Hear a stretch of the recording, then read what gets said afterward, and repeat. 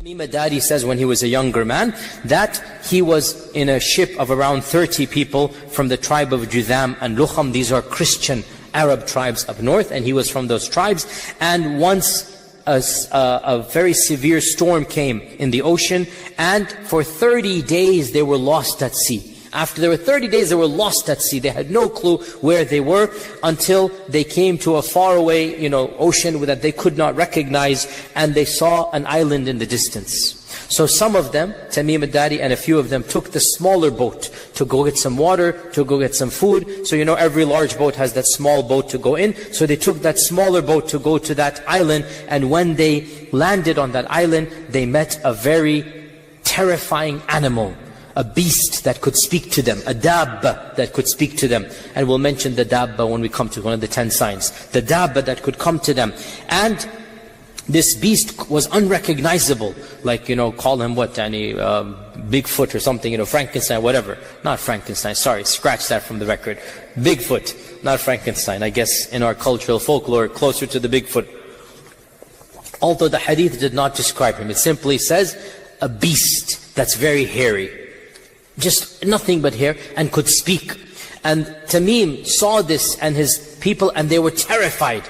And the beast said, come with me. I'm going to take you to my owner or my master. And they went to this island, and they went to this cave where they saw a man larger than any man they have ever seen. And the man was tied up in a more severe manner than any man they have ever seen. And the man then began to ask a number of questions. And it goes like, 10 questions or so. I'm not going to go into all of them. And they were so terrified, they just responded one after the other. And until in the end, the last question was, of the questions, the Tabariya Sea, is it still there? This well, is it giving water? This land, is it still cultivated? And they answered yes, yes, yes. And always the answer was, a time will come when there shall be no water in that lake. A time will come when this well will be dry. A time will come when this land that you consider to be very beautiful and green will be completely barren. So he's giving predictions in the future. Then he says that, has the Ummi Prophet been sent amongst the Arabs? Has that Prophet been sent amongst the Arabs? And Tamim Ad-Dari at this time was a Christian, but he was an Arab. He knows the Prophet has come. So he says, yes, he has been sent. And he has come out from Mecca, and he has settled in Yathrib. Because he didn't call it Medina, because only Muslims called it Medina. For those 10 years when Islam was spreading, Yathrib and Medina were the same name, as you know, the same city. And the Muslims called it Medina, and the Munafiqun and the pagans called it the old name, Yathrib. And that is why we are not allowed as Muslims to call it Yathrib unless we describe it, that this is the pre-Islamic name. In any case, so, because the Prophet said they call it Yathrib and it is Medina. They call it Yathrib, so we do not call it Yathrib as a name. In any case, so Tamim Ad-Dari said he has settled in Medina. The Dajjal says, did the Arabs fight him? They say yes. So he says, who won? They say, sometimes he wins, and sometimes the Arabs win, meaning the Uhud. Uhud, they say, was a loss, even though Uhud was not a loss. From our perspective, Uhud was a stalemate. It was not a loss, but the Quraysh interpreted it as a loss. Dajjal then said, if there is good in the Arabs, they should follow him. And I will tell you about me. I am the Masih.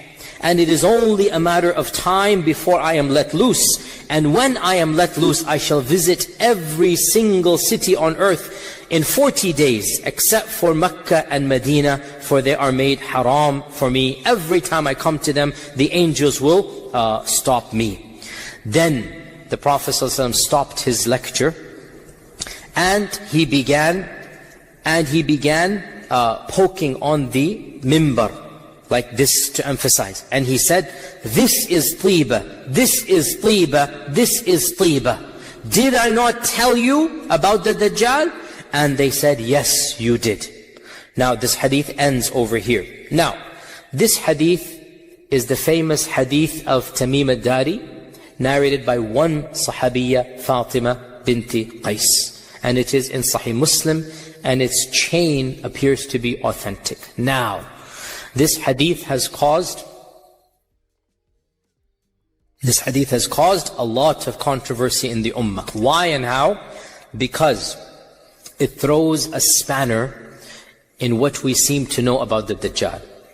Other traditions mention that the Dajjal will come towards the end of times. They mention he shall be born to parents who were childless for many, many years, and they're making dua for a child, and they shall be given a child, and they will not recognize that it is the Dajjal. The hadith that we just mentioned about Hafsa says that the Dajjal will come out and appear because of some anger issue. Something happened that made him angry.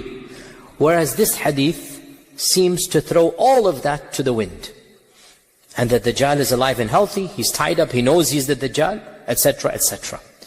And because of this, this leads us to a very deep issue. Is it allowed to problematize hadith based upon the content and not based upon the chain? You understand this question? Is it allowed for scholars, I'm not talking average person, for scholars who understand, hadith scholars, to problematize a hadith because the content seems different? And the vast majority of scholars said no. And for good reason. Because if you open this door, then it will never be shut. If you open this door, then every Tom, Dick and Harry, or I should say Tahir, Dawood and Harun, will come and say, oh, I don't understand this hadith. As we have people in our times, munkir hadith, as we know, right? You know, I'm not going to mention his, but there are people that deny hadith in our times and whatnot. And we are, alhamdulillah, Ahl Sunnah wal Jama'ah. And the meaning of Sunni or Ahl Sunnah means what? We follow Sunnah. The term Sunni, what does it mean? We are defined by our clinging to the Sunnah. By definition, anybody who says they're Sunni means what? We're following the Sunnah. Anybody says we don't follow the Sunnah, they are from another firqa. Go ahead and call yourself another firqa. You are no longer mainstream. You are no longer Ahl Sunnah wal Jama'ah. So anyway, what was I saying? Is it allowed to problematize hadith based upon the content? The vast majority of scholars said no. A very small handful said yes, with a lot of conditions. And this is not the time to go into that. But one of those conditions, and I like this, one of those conditions is the problematization should not come from your mind or logic or rationality. It should come because it seems to be clashing with other ahadith. You understand this point, right? If the problem seems to come with a clash from within the tradition, that is different than when you say, oh, my mind doesn't understand the hadith. Because if you open this door, then out the window. As Ali radiallahu anhu said, that if the hadith or if the aql, if the sharia were to be based on my aql, the masah over the socks should be done on the bottom. But I saw with my eyes the Prophet ﷺ do masah on the top. Memorize this, a very beautiful tradition, by the way, very beautiful tradition. If our religion were to be based on what I think, on my aql, on my common sense, then when you do masah, where should you do masah? On the bottom. But Ali radiallahu anh said, I saw the Prophet do masah on the top. When it comes to the deen, قال الله قال رسوله سمعنا وأطعنا.